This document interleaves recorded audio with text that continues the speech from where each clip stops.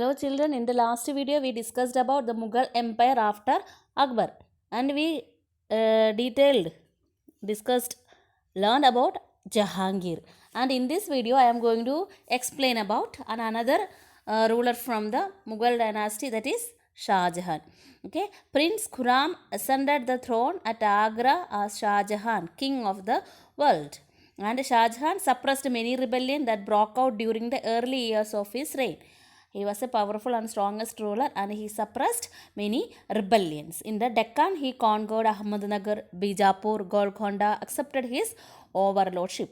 And his unsuccessful wars in Central Asia caused a heavy loss of men and money. And he fought with Central Asia, but it was a failure. So he lost a large number of soldiers as well as money. And during Shah Jahan's reign, the Marathas began to increase their power under Shahji Bhonsle, an official of the Bijapur ruler. And Bhonsle's son Shivaji occasionally clashed with the Mughals, and these clashes marked the beginning of a long conflict between the Marathas and the Mughals. This was the main reason for the conflict between Marathas and the Mughals.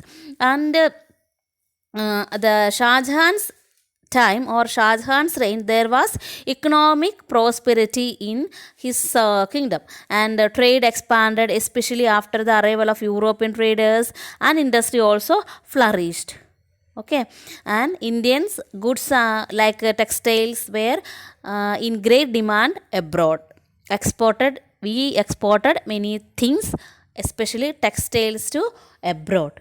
Okay, and relation with the European traders. What was the relationship between Shah Jahan and the European traders? Shah Jahan defeated the Portuguese, who were misusing their trading rights. The Dutch East India Company was established in 1602.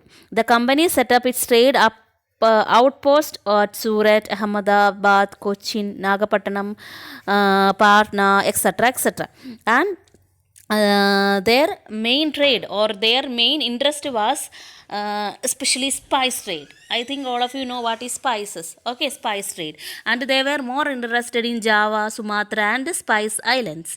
And another European nation, Denmark, established trading station in Thanguba in the east coast south of Madras. However, they could not compete with the Dutch and English in trade.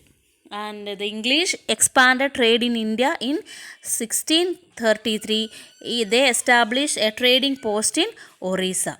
In 1639, the English East India Company got a small village called Madras. Now it is Chennai. Okay, and Fort St. George was built here later, and in 1651 the English company set up trading center at Hooghly in Bengal. And here we discussing about an important ruler who belongs to Mughal dynasty, and he is called Shah Jahan. Okay, and he defeated many areas, and he suppressed many rebellions. And during Shah Jahan's reign, we can see a series of conflict between or series of battle between Marathas and Mughals. And next we discussed about the relationship between the European traders and Indians. Many foreigners, they came and they started their business in India, and they made many outposts. Okay.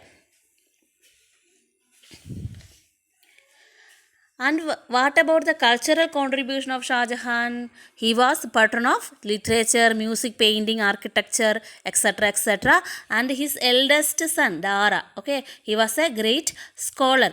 He had many Sanskrit texts translated into Persian. And all of you know that Shah Jahan built Taj Mahal at Agra as a tomb for his beloved wife Mumtaz Mahal. It is a marvelous blend of Indian, Central Asian and Persian styles of architecture.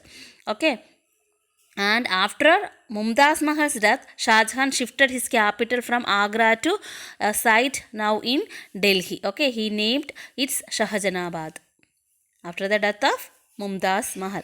Who is Mumtaz Mahal? His wife. Okay, after death of Mumtaz Mahal, he shifted his capital and he named it Shahjahanabad. And here he built the Red Fort and the Jama Masjid. and it is a most wonderful building in India. Okay, and inside this building, inside or within the Red Fort is the Diwan I Khas where Shah Jahan met his ministers. It has beautiful Pietra Dura panels, and this is where the peacock throne, okay, made of gold and jewels was placed. Okay, and up to here all of you read very small portion it is.